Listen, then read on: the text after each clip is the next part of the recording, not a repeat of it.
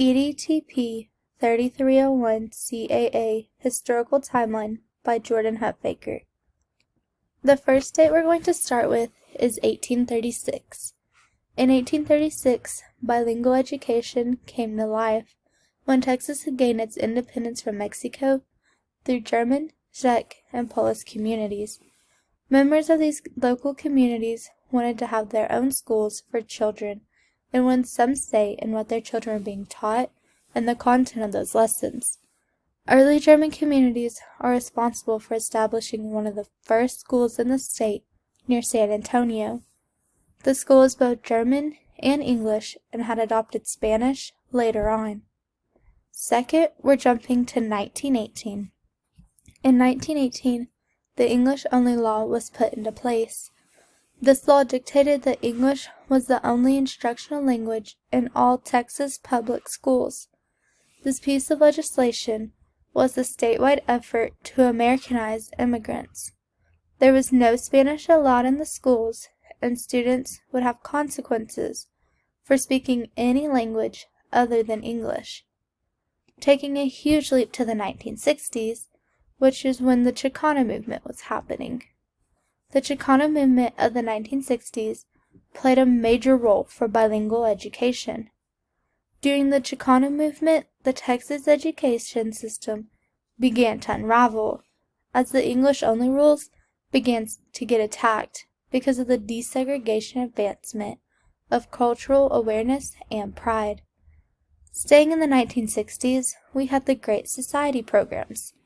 In the 1960s, President Lyndon B. Johnson created the Great Society programs.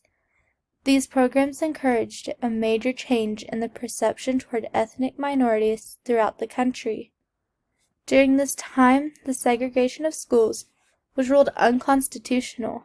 Inequality of educational opportunities for language minority children evolved as a major goal for public schools. It was during this time of change that bilingual education received support at the national level for a way to get an alternative approach to the English-only instruction. 3 years later, in 1963, bilingual education in the school district began. Texas's first bilingual program was at NYE Elementary School in a first-grade classroom. A lot happened between 1967 and 1968. We'll start with 1967 and work our way down. In January of 1968, the first bilingual education bill was introduced. It took a whole year to pass this piece of legislation due to roadblocks at the White House. This bill might have taken a whole year to pass, but is now known in schools as either the Title VII or the Bilingual Education Act. This bill was sponsored by Senator Yarborough of Texas. Title VII was a pivotal point in allowing state funds to be stipulated for bilingual education programs for students whose first language was one other than English. It also stimulated the need for positive bilingual legislation in Texas and the need for financial assistance in schools to have these English learner programs. Title VII also mandated that teachers get trained for bilingual education in case they had an English language learner in their classroom. The goal for Title VII was to make sure that bilingual education was taught throughout all schools in the United States who needed it, and to have teachers fully equipped to do so. A year later, in 1969, House Bill 103 was introduced to repeal the 1918 English-only law. It presented an unpaved path for formal bilingual education to be built on. This bill also included programs funded under the new federal ESEA legislation. It took 51 years for the United States to repeal the English-only law. In the big picture, that might not seem like a long time, but for the people who demanded change, it seemed like a lifetime. Also during 1969, there were big things happening in Texas. In Texas, there was another event happening during this time. After decades of turmoil over educational policy it finally came to a head in Crystal City, Texas. On March 21st, 1969, over 100 students walked out of Crystal City High School to demonstrate their frustration with culturally and academically deficit education. This protest was one of the most significant school walkouts happening all over Texas during this time. This walkout is known as one of the most defining moments in history of bilingual education in Texas. Let's take a look a few years later in 1972. In 1972, Aspira, an organization working for the development of Latino youth, filed a lawsuit against the Board of Education in New York, urging the court for the creation of school programs for English learners. This law dealt with the discrimination of minority language students and the children who were being ignored. The other students who were being ignored were those who were either blind or deaf. It forced the school system to put into place bilingual education techniques to effectively instruct these students. This lawsuit opened the door for bilingual teachers since there was a larger need for them now more than ever. Also in 1972, Texas was making plans to improve bilingual education. During 1972, the Texas Association for Bilingual Education was formed. The purpose for the Texas Association for Bilingual Education was to advocate for Texas's language minority children and the establishment of bilingual and ESL education in Texas schools.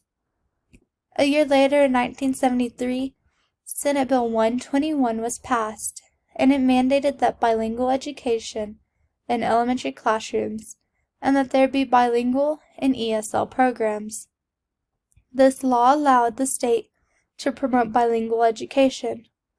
Support for bilingual preparation came from federal legislation as well as executive and judicial action. The last event we're going to look at in our historical timeline is in 1974. On January 21st, 1974, Lau v. Nichols case went to the United States Supreme Court. This case is an important part of bilingual education history because parents of almost 1,800 Chinese students in San Francisco wanted a change. It was ruled that a language other than English could be used in planning appropriate instructional responses to the education of language minority children. Under this case, there was new curriculum and materials that would be introduced statewide that would benefit English learners. An example of this new curriculum is the Rock and Roll program. This program integrated curriculum that uses the popular music and culture in order to help teachers engage their students. It was the combination of several social and political factors that influenced several organizations that enabled Senator Thurmond and others in the legislation secure the needed support for mandatory bilingual education in Texas. This is my slide of my citations from the videos I watched to get the information. I watched two videos, the history of bilingual education in Texas and a historic background of bilingual education. Today, we've talked about bilingual education changing over a span of 138 years. We had bills, laws, and lawsuits that helped improve bilingual education over time. The bilingual education and resources we have today are because of the people who demanded that a change needed to happen for English learners. In 2016, 17% of the Texas public schools had English learners, and 10% of students that were enrolled in public schools in the United States are English learners. These may not seem like high percentages, but in the big picture, these are huge.